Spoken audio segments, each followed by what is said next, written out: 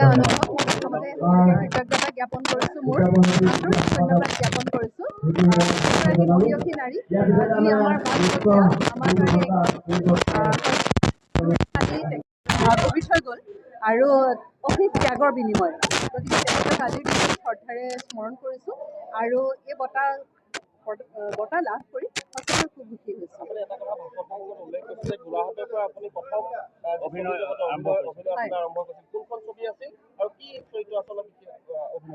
মই প্ৰথম স্বৰ্গীয় সীমান্ত কুমাৰ শইকীয়া, তেখেত আজি আমাৰ মাজত নাই। তেখেত গোলাঘাটৰে, তেখেত প্ৰযোজক আছিলে আৰু মৃদুল গুপ্তা তেখেত আছিল পৰিচালক। কৃষ্ণচূড়া বোলছবিৰ যোগেদি মই অভিনয়ৰ জীৱনৰ আৰম্ভণি কৰিছিলোঁ এই গোলাঘাটৰ পৰাই আৰু তাত মোৰ চৰিত্ৰটোৰ নাম আছিল নীলা আৰু মোৰ বিপৰীতে অভিনয় কৰিছিলে আমাৰ সকলোৰে পৰিচিত সকলোৰে ভাল লগা অভিনেতা তপন দাসে।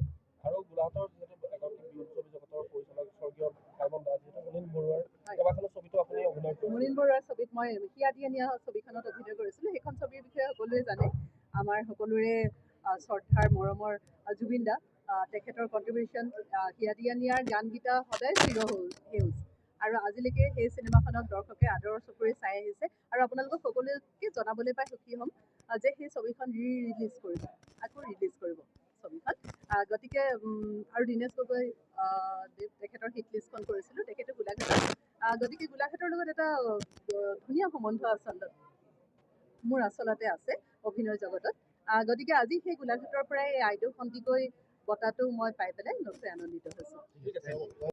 খুব টান টাইহোম মহিলা পৰিষদ উদ্যোগত টাইহোম যুৱ পৰিষদ গোলাঘাট জিলা সমিতিৰ সহযোগত আমি গোলাঘাটত পোনপ্ৰথমবাৰৰ বাবে অসম ভিত্তিত আইদেউ সন্দিকৈ বঁটা প্ৰদান অনুষ্ঠান আজি আমি আয়োজিত কৰিছোঁ।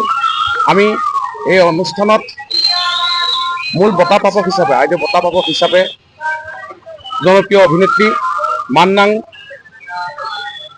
গীতাৱলী ৰাজকুমাৰী বাইদেউক আমি এই বঁটা প্ৰদান কৰিছোঁ আৰু অনাগত দিনতো প্ৰত্যেক বছৰে যিহেতু আইদেউ সন্দিকৈৰ মৃত্যু তিথিত আমি প্ৰত্যেকবাৰে এই বঁটা অসম ভিত্তিত আমি গোলাঘাট টাইহোম মহিলা পৰিষদে উদ্যোগত আৰু জিলা পৰিষদৰ সহযোগত আমি প্ৰত্যেক বছৰে এই বঁটা আমি দি যাম আৰু এই ক্ষেত্ৰত আমাৰ জ্ঞাতিবৰ্গৰ লগতে গোলাঘাটৰ ৰাইজে আমাক যথেষ্ট সহায় কৰিছে আৰু যিহেতু এখন ৰক্ষণশীল সমাজে এটা এলান ঢকুৱা নীতিৰে আইদেউ সন্দিকৈৰ জীৱনটো এটা মৃত প্ৰতীক হিচাপে আমি এতিয়া ভাবিছোঁ, যিহেতু তেওঁক এলান ঢকুৱা নীতিয়ে তেওঁক জীৱনটোৱে ধ্বংস কৰি পেলাইছিলে। আমি ভাবিছোঁ তেওঁৰ এই যি অৱদান, আমি অৱদান সদায় উজ্জ্বলিত কৰি ৰাখিম। প্ৰত্যেক বছৰে 17 ডিচেম্বৰ তাৰিখে আমি ৰাজ্যিক ভিত্তিত এই বঁটা এজন সমাজ জীৱনলৈ অৱদান আগবঢ়োৱা একোজনকৈ ব্যক্তিক এই বঁটা প্ৰদান কৰি যাম। এই বঁটাৰ লগত কি আছে? এই বঁটাটোৰ লগত আমাৰ টাইহোমৰ মানে মহিলাৰ এযোৰ ড্ৰেছ আছে, এটা মেমেণ্টো আছে, এখন ঢুকুৰা আছে আৰু এটা আমি মাননি দিছোঁ খুব কম হিচাপে, এটা 10,000 পইচা এটা, আৰু আমি এখন ডাঙৰ স্মাৰক পত্ৰ দিছোঁ আৰু এটা স্মাৰক দিছোঁ।